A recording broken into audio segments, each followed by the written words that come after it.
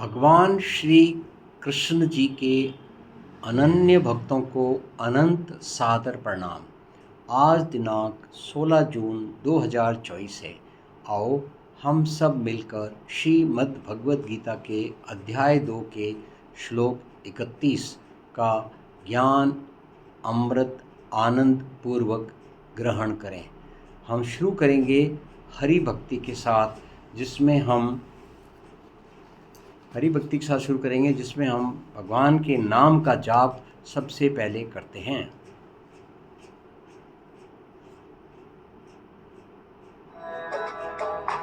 ओम नमो भगवते वासुदेवाय नमः।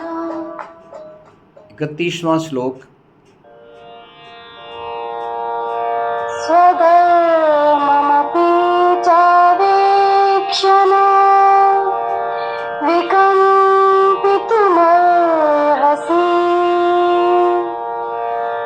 धर्मयाद्धि युद्धाक्षेयोऽन्यक्षत्रियस्य न भेद्यते।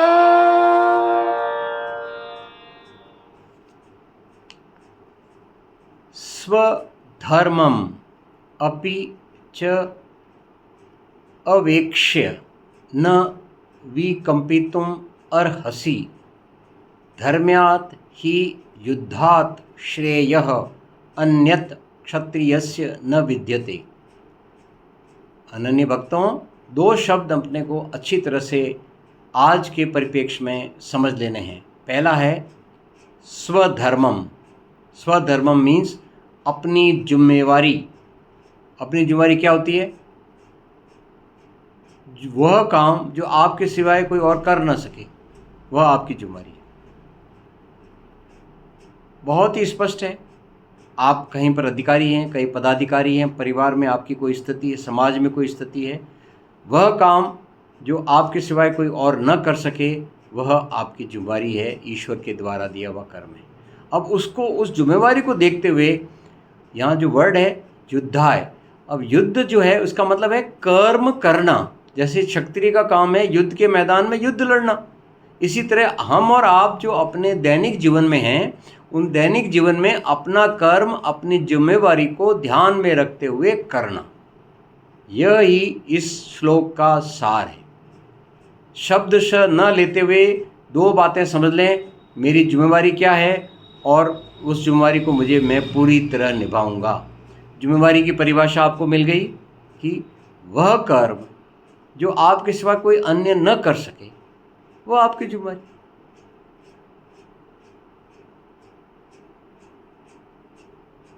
माँ का काम है, माँ कहलाना है तो बच्चों की रक्षा करना है, बच्चों को पाल पोस के बड़ा करना है, तभी तो आप माँ हैं।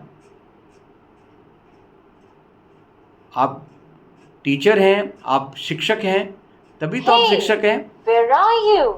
I'm missing you. तभी तो आप शिक्षक हैं जब आप शिक्षण कार्य को अपनी पूरी जिम्मेवारी की तरह से निभाते हैं। अब प्रधानमंत्री, राष्ट्रपति से लेके और छोटे से छोटा काम, चाहे साइकिल का पंचर निकालना हो, आपको अपनी जिम्मेवारी ध्यान है कि ये काम आप कर सकते हैं, तो आपकी जिम्मेवारी है। आप लीडर हैं, आपकी पहली जिम्मेवारी है अपने अधीनस्थों का विकास, जिससे कि वो कल आपकी जिम्मेवारी वाला काम खुद संभाल सकें, तभी तो संगठन चलते हैं। तो इस प्रकार से अपनी जिम्मेवारी को निभाना है। आइए हम इसी बात को हिंदी में समझें। इसलिए अपने धर्म को देखते हुए युद्ध करने में संकोच मत कर, क्योंकि क्षत्रिय के लिए धर्म युद्ध से बढ़कर दूसरा कोई कल्याणकारी कर्तव्य नहीं है। धर्म का मतलब है आपकी जिम्मेवारी और युद्ध का मतलब है उसके लिए किया गया काम। ये दो शब्द आपको क्लियर हो जाना चाहिए। यहाँ महाभारत का युद्ध का मैदान है, इसका मतलब नहीं है कि आम जीवन में इन चीज़ों का कोई और मतलब निकल गया है। श्रीमद् भगवद गीता सर्वव्यापी और सर्वाग्रही है। Every action that we take in any of the environment across the time and space, समय और काल से परे भी श्रीमद् भगवद गीता आप पर पूरी तरह लागू है। ज़्यादा इसके ऊपर कुछ बोलने सुनने से ये ग्रंथ बहुत बड़े हो जाने थे। 700 श्लोक में पूरे ब्रह्मांड का संविधान हमको भगवान श्री कृष्ण जी ने स्पष्ट कर दिया है। हमने अपनी समझदारी के अनुसार अपनी जिम्मेवारी को निभाना ही हमारा प्रमुख धर्म है। आइए अब इसी बात को हम और भी व्याख्या में सुने। पुनः अर्जुन की पहले वाली एक बात को याद किया जाए तो उन्होंने कहा था कि अगर कुल का नाश हो गया तो इससे सनातन धर्म नष्ट हो जाता है। यानी वो कौरवों को मारने के पक्ष में नहीं दिख रहे थे। अर्जुन को इसमें अनिष्ट नजर आ रहा था, लेकिन यहाँ श्री भगवान का परम ज्ञान उनकी बातों को काटता है। भगवान ने भी धर्म की बात छेड़ दी और अर्जुन को याद दिलाया कि तुम एक क्षत्रिय हो जो इस वक्त युद्ध भूमि पर खड़ा है। तो क्षत्रिय होने के नाते तुम्हारा धर्म पहले यह बनता है कि युद्ध करो, न कि इससे विमुख हो जाओ। इससे श्रेष्ठ दूसरा कोई काम तुम्हारे लिए नहीं है।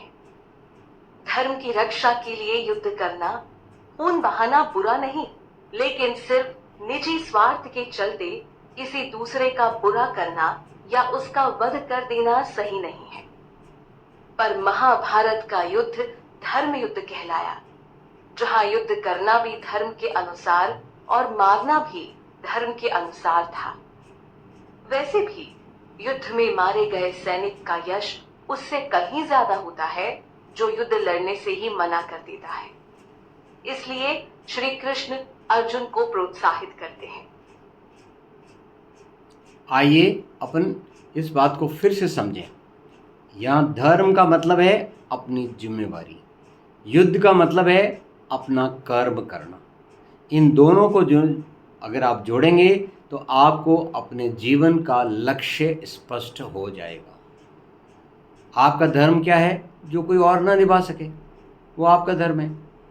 पति पत्नी का जो संबंध है वो भी आपस में एक धर्म है। पत्नी का भी उसमें जिम्मेवारी है और पति की भी उसमें जिम्मेवारी है। माँ का धर्म है, पिता का धर्म है, राष्ट्र के प्रति अपना धर्म है और अपने समाज के प्रति अपना धर्म है और इस वातावरण के प्रति अपना धर्म है। आज वातावरण की रक्षा हम नहीं करेंगे, कल वातावरण हमें ही खा जाएगा। बढ़ती हुई गर्मी, बढ़ती हुई सर्दी, बढ़ती हुई बारिश, ये क्या कह रही है कि अपने धर्म को निभाइए। अपने वातावरण को दूषित करके कोई समझ ले कि वो पवित्र रह जाएगा तो उससे बड़ी उसकी और समझदारी को जुड़ने की ज़रूरत है। इसके साथ ही आइए हम संगीतमय भाषा में इसी को समझें और आगे बढ़ें। फिर देख कर निज धर्म हिम्मत हारना अपकर्म है। इस धर्म रण से बढ़ न क्षत्रिय का कहीं कुछ धर्म है।